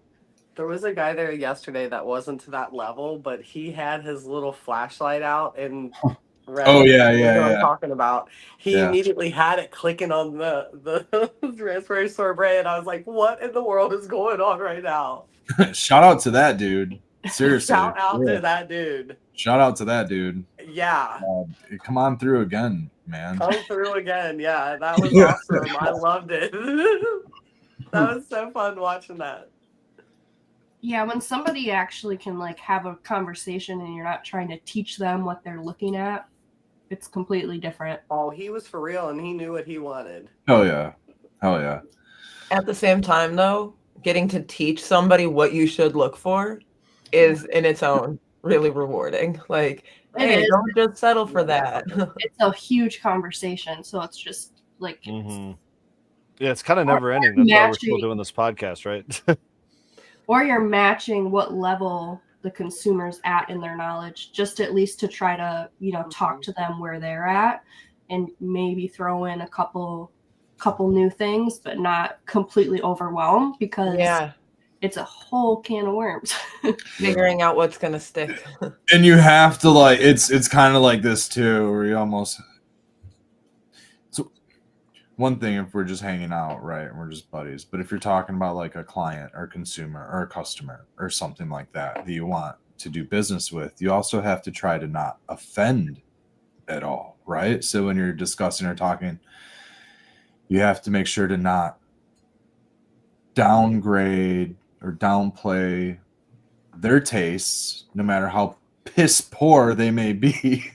You know what I mean? Like, Red, there's The first time that I met you guys at an event was Hash Bash, and I came in as a new grower who'd never even put plants in flower yet, as a consumer who was like, okay, whatever the cheapest is, please, like it didn't matter. And I mean, straight up, you guys took me through information. You explained the strains and what they did, and at the end of that, I think I got something orange. I don't remember what the orange one was. And then there was like lemon dosido. And it was incredible. Like what I was expecting, because I didn't know what, different terps and stuff like that were. And you guys were able to start talking to me in a way that I could understand it. And you guys did a full caregiver fucking workup, just somebody who walked up, just who'd known you from some shows and shit, and decided to talk like I knew you and be like, hey guys, I'm really interested. What do you know about this? Y'all did it. And I'm super grateful for it. oh, dude, that's sometimes like, that's why I love the like farmer to customer interaction. Like I like the, what would it be? Farm to fork, or farm to table, single source, you name single it, man. source. You name it. That interaction is important for both the producer and the consumer in so many ways. There's no middleman trying to add a bias to either one story. It's just I get what you need and you get what we need, right? There's no intermediary changing the story between. There's no telephone game in between trying to add something to their pocket. You know what I mean? You guys let me walk away, come back, ask more questions. I know you've said before, even in a show or two ago, you were like, when somebody comes through and they want it split a few different ways, like, yeah, I'll do it for you. I want you to try it. That's a lot of work. You guys split mine for me so I could try a few different ones, and I didn't have to bust out all of my cash and stuff. Like, y'all are caregivers, and it might take a minute or two, to get through some people, but it's appreciated. That's one of the things that I like about It's also not like the work. marketplace. It's not like hard Yeah. work. It's just like it's monotonous weighing out, during an event. That's all. I like Honestly, it's not hard. I like to look at it as the act of commerce, the act of exchanging goods. I'm not performing the act of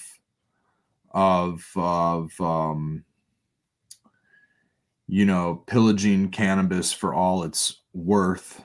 You know what I mean? I'm here to run a business. I'm here to sustain, right?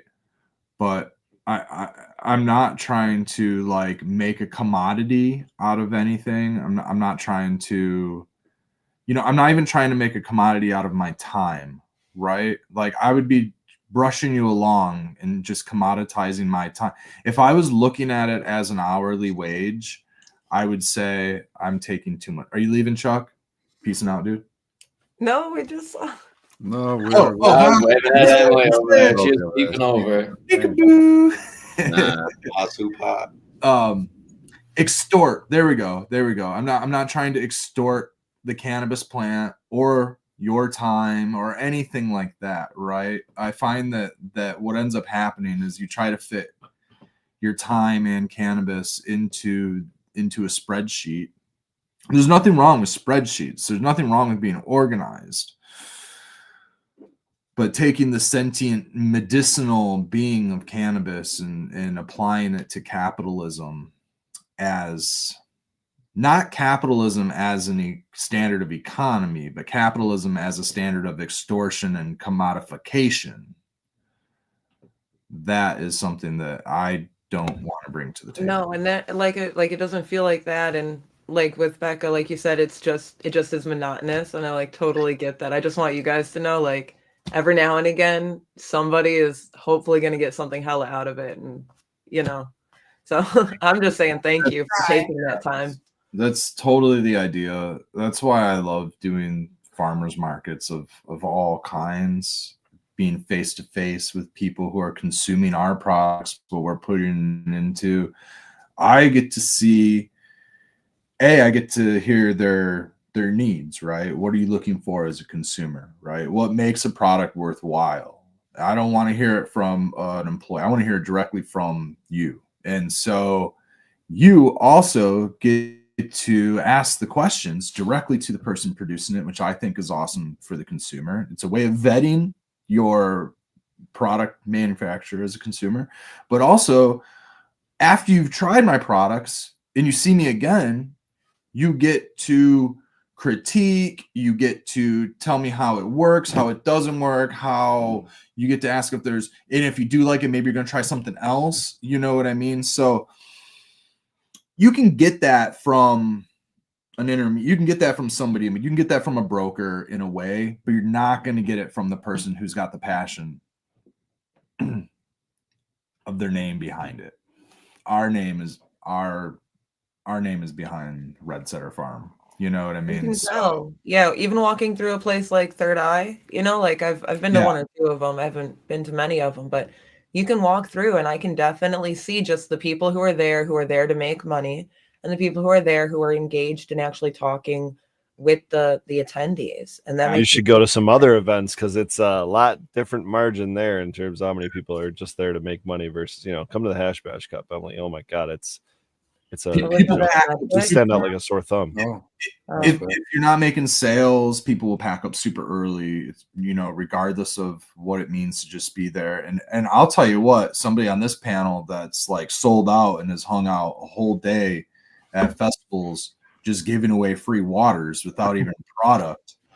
This guy up here, stay and just show up. I mean, granted, he had, he wasn't pissed off. A lot of people just pissed off because they're bitter about the event. But like, you're there to like, you're paying for marketing. Please pay for something. I've had some people come up to me bitching about events that you and I have both attended in the past, and they've left in the middle of it because of the attendance and stuff. And it's like, dude, it's like they're not all going to be the fucking cannabis cup. I don't know what to tell you. Yeah. You know what? A lot of this talk about like business and capitalism and making money on something as sacred as a medicinal plant that anyone can grow, and we've just honed our skills to and our acumen to do it in ways that are successful for us.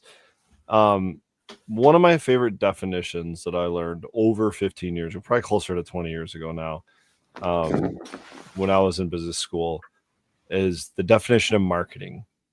And it's probably not what you expect. The definition of marketing that I learned was satisfying customers' wants and needs through the exchange process at a profit.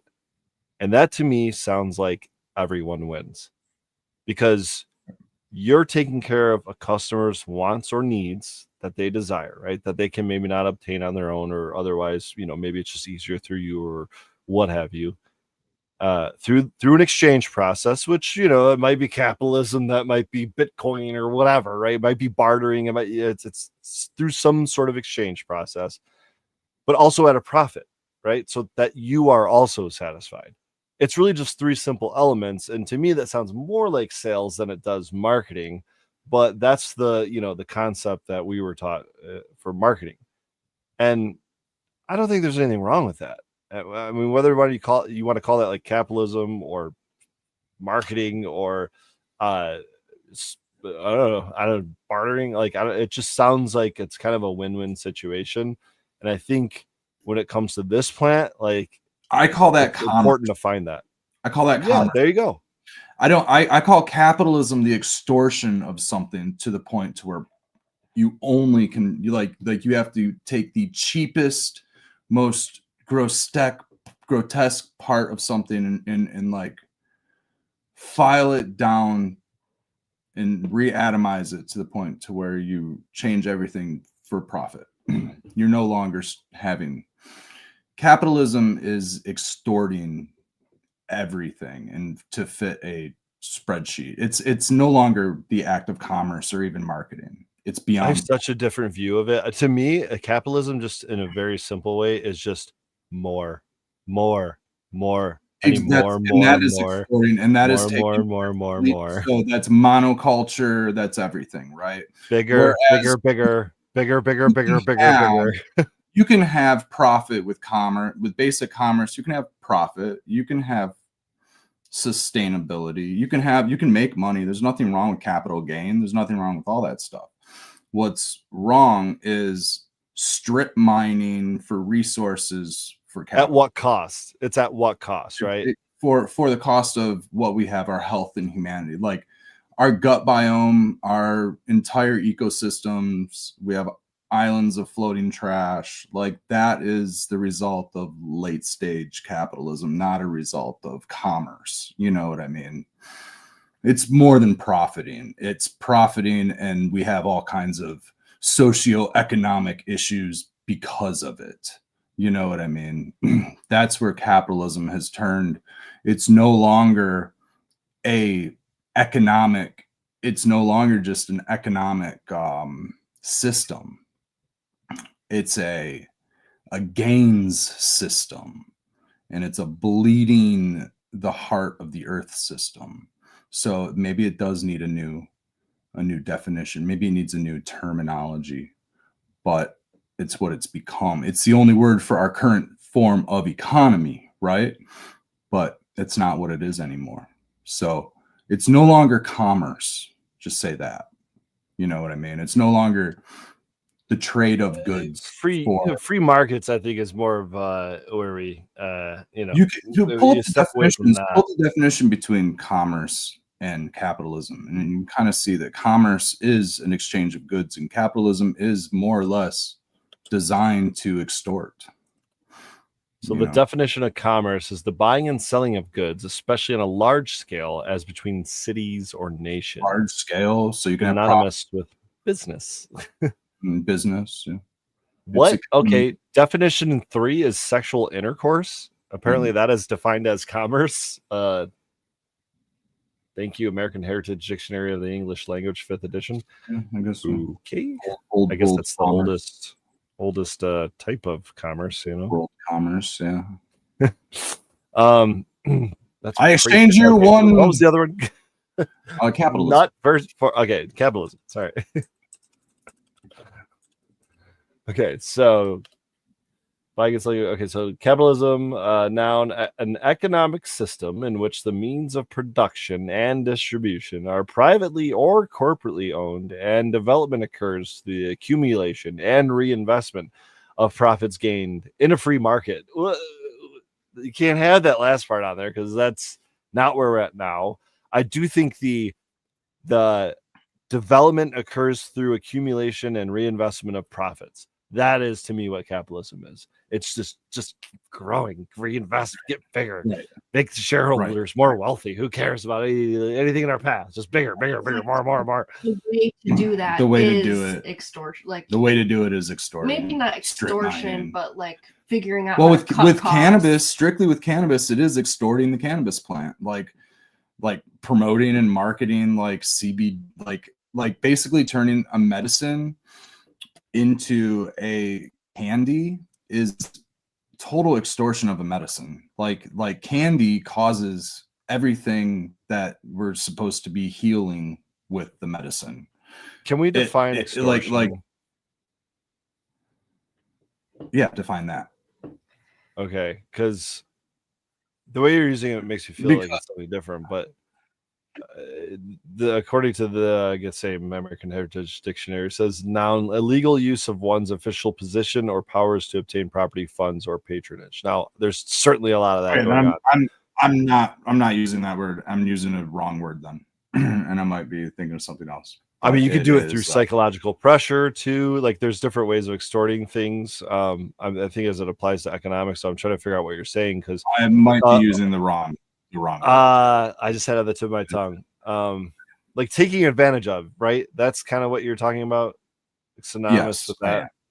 Okay. Yes. There's a word for that. I'll figure it out. But greater than more than just taking advantage of. I mean, you are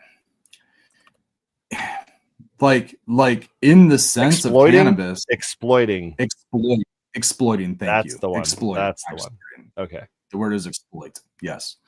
Because I mean, okay, we can all agree that excess chemicals cause inflammation, cause cancer, cause all of these things. We can all agree that cannabis oil is promoted to heal and help with cancer and all those things.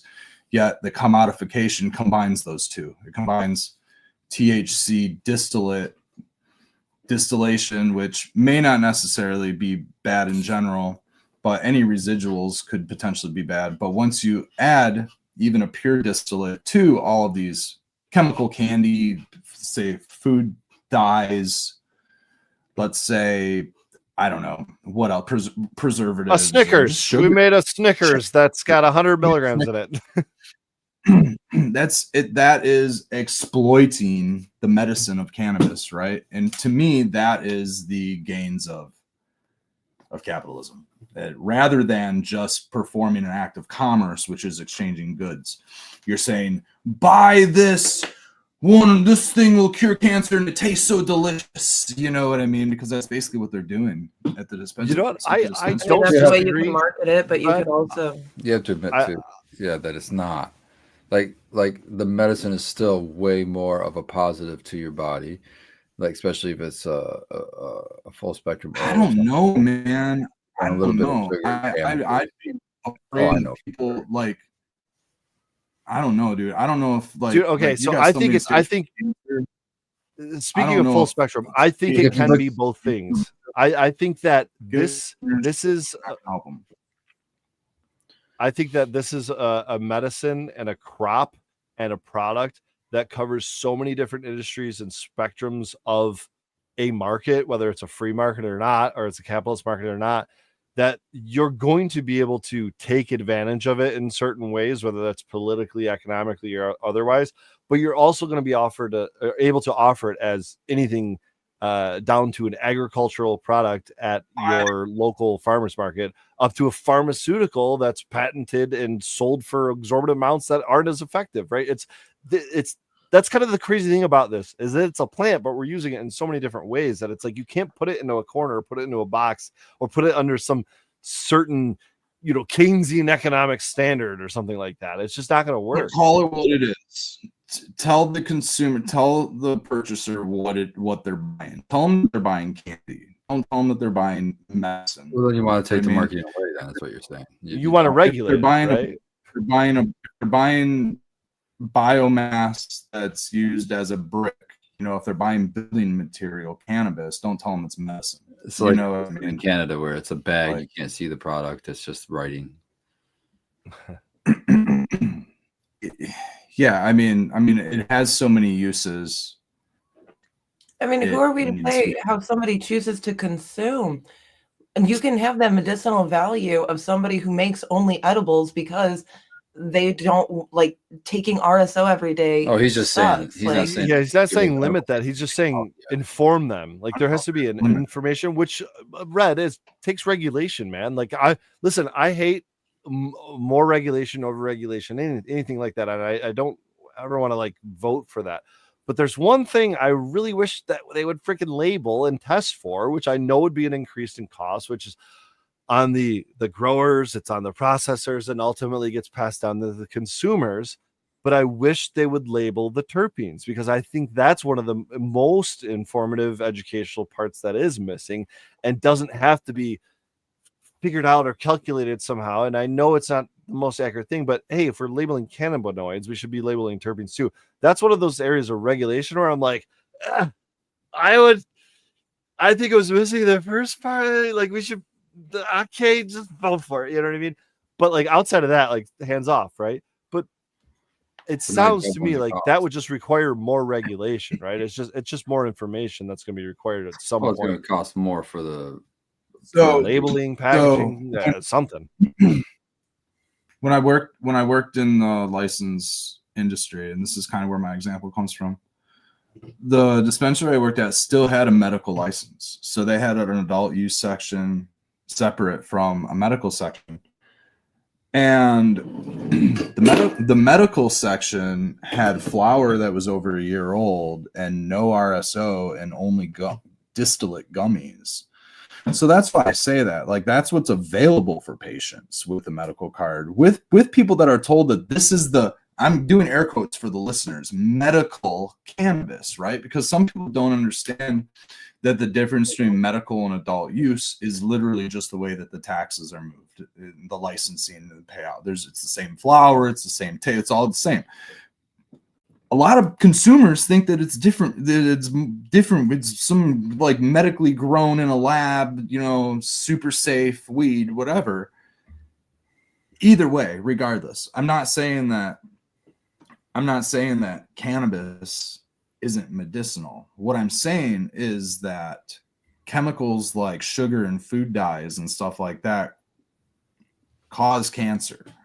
So for a bud tender to say, oh, you're coming in here looking for relief, the first thing I'm going to take you to is the sugar section. I'm saying that is poor recommended.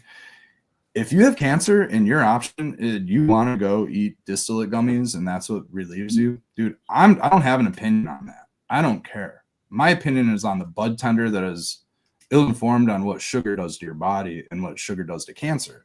Well, doesn't that go to a deeper thing? Like people still don't put that together in what they're eating every day. Yeah, that's not just like, cannabis. That's everything, It goes so deep. Like people are so unaware at how unhealthy. Yeah, they're gonna go everything home. They're is. gonna go home and eat what they want, anyways. But the candy bar is not being sold to them as medical treatment because at So the should we dispensary require had cannabis?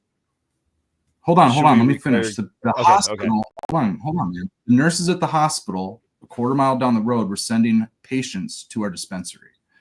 The ill-informed bud tenders were like, "Yeah, here's some THC. Here's a pack of gummies," right? Rather than giving them rather than having them take RSO, rather than having them take anything else. So that's where it's at, and it's part of knowledge, it's part of information, it's part of all of these other things, it's part of maybe regulation, it's all of these other things, but a huge part of it is how we're just commoditizing cannabis. You know what I mean? We're just saying we have all this fucking biomass. We got to do something with it. Let's blast it and distill it. We have all this fucking distillate. We need to do something with it. Let's turn it into gummies. We're talking about the buffalo earlier, right? Utilizing all the buffalo. I'm able, as a single source, to say top end flour, psh, horns, right? I'm able to go, all right, bottom end, psh, hash. All right, bottom end, psh, oil. All right, sticks and stems, compost. Vegetables, eggs, right? Turn it all into protein. The commodifier is going to go, distillate, biomass, distillate, and then figure out the cheapest way to make the return on investment, because I am not making a return on my investment as a small craft producer. I'm losing money left and right as a small craft producer. So the only way that you can profit in this industry is pretty much to commodify it, unless you break, like, margins are super razor thin. If you're trying to use all these resources, and if you're not single source and you're hiring people, then your margins are even thinner, right? So I don't know where, I'm not saying that any of it's bad. I'm saying that specifically marketing cannabis as medicine, just to just to sell distillate, is exploiting cannabis. That's what I'm saying, right? Because ultimately we should be offering full spectrum oil to cancer patients. And then if they want to eat marshmallows or whatever, they have that option. They can go to the grocery store. But as cannabis providers, I should be providing cannabis. We made edibles. We made sugar. Becca sourced Cascadia Farms cereal. Decent cereal. It's still sugar. It's not like it's whatever. But people came up to us for cancer issues. I gave them RSO. I didn't say, hey, this is a RSO sugar edible. I gave sugar edibles. People want sugar edibles. It's people, hospital literally sending people down with cancer to say, here, go help these people. And next thing you know, the dispensary doesn't even want to pay for the med license. So they just let that lapse, and so it's no longer even about what a lot of us originally got into cannabis for, and that's the medicinal attributes of it. It is about the commodity aspects, capitalism aspects of the plant. Everybody saw dollar signs with it. I saw people healing, a lot of us, everybody in chat saw people healing. A lot of people in chat saw people healing. That's why a lot of us grow. And then, there's nothing wrong with making a business out of it. Like I said, it's commerce. So it is the exploiting. It's really the exploiting of the patient too, because it's their hard-earned money. Well, I don't know. The patient, in my opinion, also bears some of the responsibility to educate themselves. You can't go into something just completely blind. Yeah, they do. Expect to go into a place that's selling cannabis and expect to not have some kind of a biased source of information at that point. So I agree. It goes all the way around. As if you shop it, you could take cannabis out of it and call it bread. You could call it whatever. And if you want to get the healthiest choice, there's a lot of responsibility on yourself to do that research and find out what the healthiest choice is, because which is almost like they should just take the bud tender out of the situation in the first place, right? This person making these recommendations, they should just be taken out of the situation. Well, the thing is, just going. I still think there's a place for a bud tender to tell you what they have at the store and what's available, and to sell it to you. I think that's a place for a job.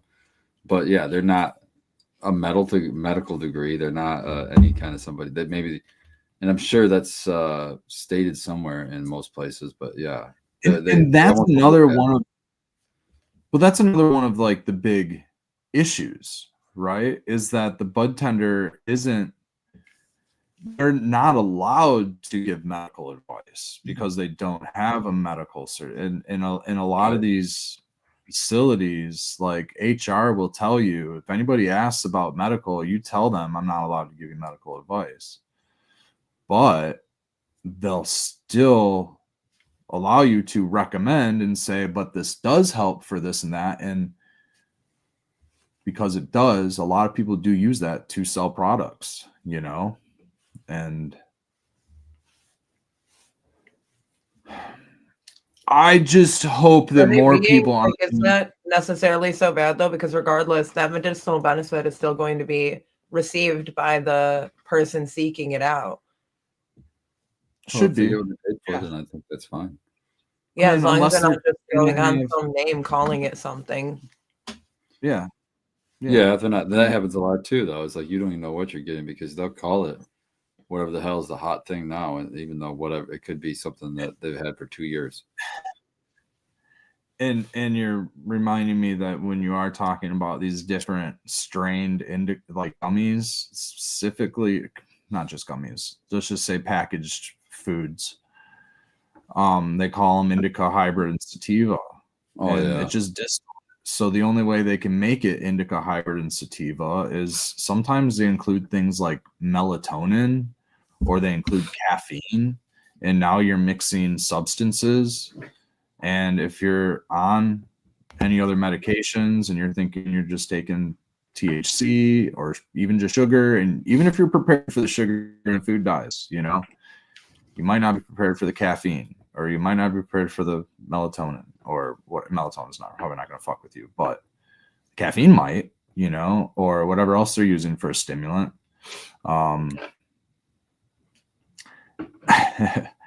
I mean, it's not beyond, you know, speculation to see who's putting what in what. I mean, well, yeah, they have to list the ingredients on their labels, so.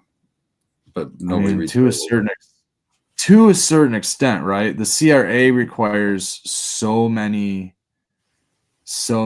like things like in theory they could put research chemicals in shit and not have to list it, right? In theory, like they could be like, oh, this is so much more potent, it has whatever legal research chemical in it, and technically the CRAs doesn't know about it because it's a research chemical, so they're not testing for it, so it's not coming up in COA. Beyond shitty. We're getting away with it if it was legal. Shitty, but I'm also not saying that there's not serious bad actors out there playing around, you know. But we have that on any market. You know what I mean? There's bad actors. What's that? So there's bad actors in the every pen market for sure. Yeah, the pen market. I mean, the pen market. Everybody's trying to like have their own niche, right? And make their stuff more different or potent. The thing is the cannabis plant only has so much variety. But fortunately, we're smoking natural cannabis here.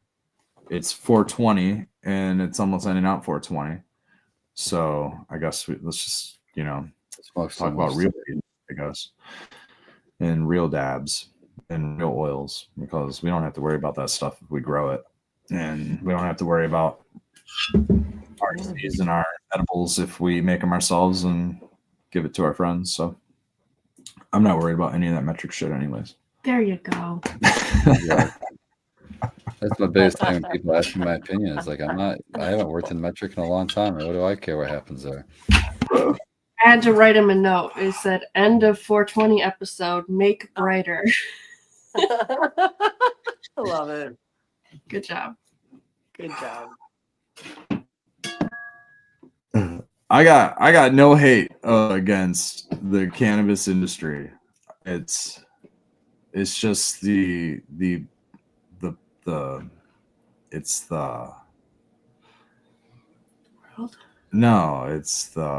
I don't know, man.